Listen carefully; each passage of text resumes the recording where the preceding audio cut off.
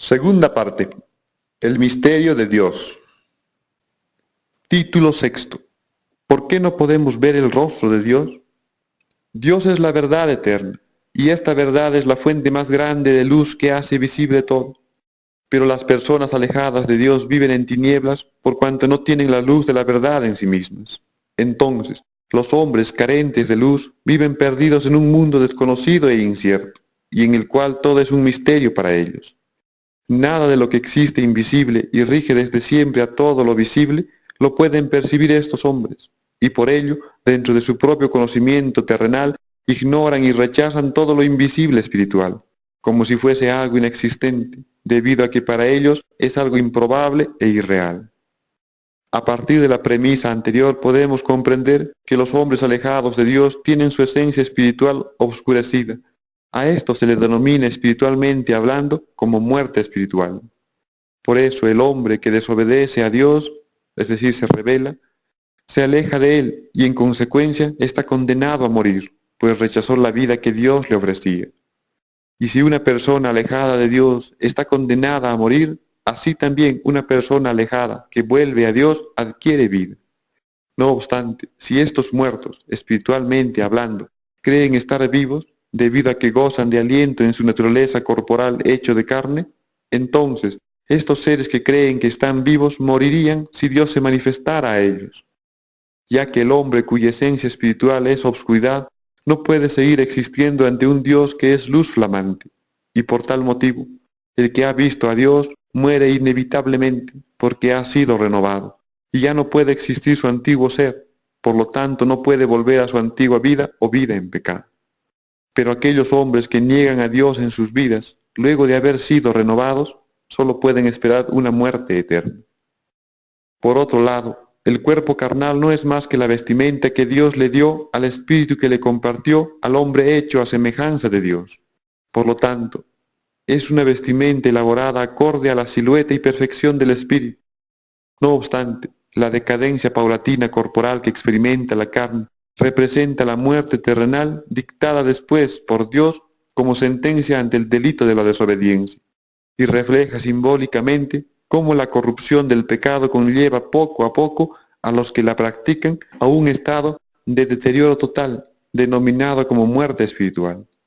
Ahora bien, hay que tener presente que al inicio, cuando el hombre fue creado por Dios, este hombre gozaba de aliento y vida, pero tras la desobediencia dejó de ser así, ya que los hombres terrenales en la actualidad gozan de aliento, pero no tienen vida, debido a que se alejaron de Dios y Él les privó de su Espíritu Santo que les transmite la vida, o sea, su razón de ser.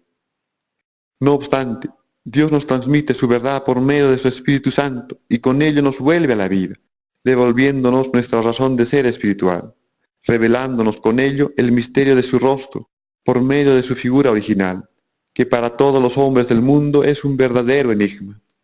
Esto es así, ya que todo aquel que recibe el Espíritu Santo pertenece a Dios, y ha visto a Dios porque ha sido renovado, y vuelto a la vida.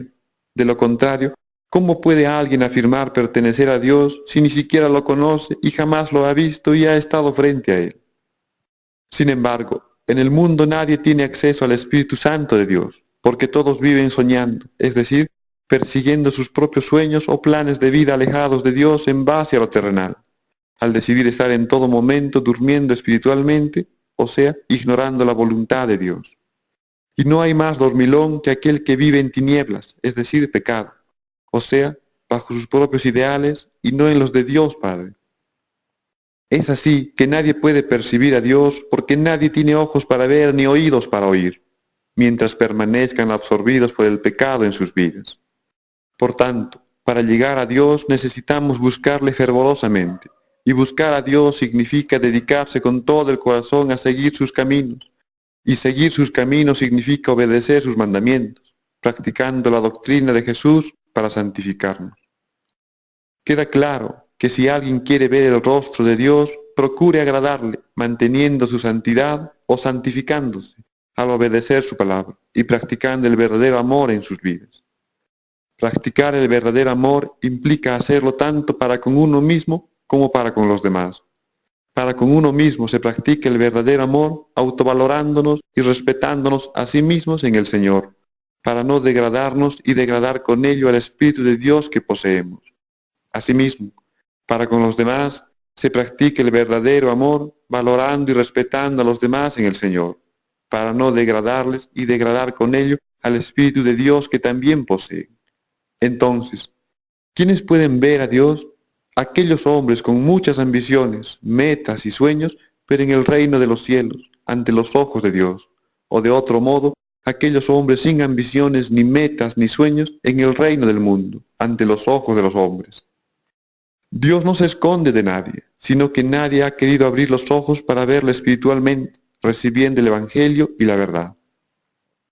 Dios no se esconde de nadie, pero sí puede esconder la verdad de los misterios tanto de la tierra como de los cielos en nuestros propios espíritus, apagando en nosotros la luz de la verdad. Y si puede esconder tanto los misterios de la tierra como de los cielos, también puede sacarlos a la luz, conforme decidamos crecer o vayamos creciendo en su amor. Contrariamente, el demonio se esconde de todos, pues si se hiciera ver, todos escaparían de él y nadie le seguiría. Pero en la actualidad todo mundo le sigue por andar durmiendo y no velando sus pasos por medio de la palabra de Dios. Asimismo, nadie del mundo puede ver a Satanás, porque ¿quién se preocupa en conseguir aquello que no necesita y va hacia ello, sino aquel que es engañado creyendo que lo necesita? Pero el engañador pierde cuidado y no se aparece. Pero si el engañador perdiera el control sobre el engañado, no tardaría mucho en manifestársele, ante la preocupación de perderle. Porque el demonio compra la voluntad de las personas con engaños, quitándonos libertad y felicidad, para llevarlos a ser sus esclavos por medio de las cosas del mundo, que parecen ser fundamentales para estas personas, de manera que solo Satanás puede reinar. Y desde que el hombre desobedeció a Dios, el mundo espiritual fue preservado, expulsando del paraíso del Edén al hombre rebelde. Fue así que el mundo espiritual y el mundo terrenal se dividieron, para que no se corrompiera todo y se echara a perder todo. Debido a esto, tengan presente que solo un espíritu puede percibir directamente a otro. Y si Dios se manifiesta directamente al hombre, es por un lado a través de nuestro espíritu, siempre y cuando nuestro espíritu también aspire a ser santificado.